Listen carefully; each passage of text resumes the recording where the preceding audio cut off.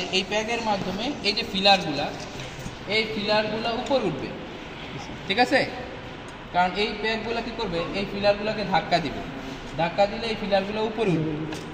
এখন এইখানে এদিকে আছে 15টা হচ্ছে লোয়ার নাইফ, এদিকে 15টা আছে আপার নাইফ, আর এখানে 15-15-30টা না, এই 30টার জন্য 30টা আছে কয়টা ফিলার, ফিলার আছে কয়টা, 30টা ফিলার আছে।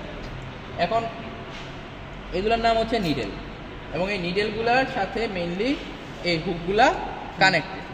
যখনই আমি এই ফিলারগুলোকে উপরের দিকে ধাক্কা দিব, মানে এই প্যাক যখন এই ফিলারগুলোকে উপরে ধাক্কা দিবে, তখন কি হবে, এই যে হুকগুলো আছে এই হুকগুলো নিচে নামবে, এবং হুকগুলো যখন নিচে নামবে তখন এটা হচ্ছে আপার নাইফ, এটা হচ্ছে লোয়ার নাইফ। এই আপার নাইফ এবং লোয়ার নাইফ এইভাবে মুভমেন্ট করে।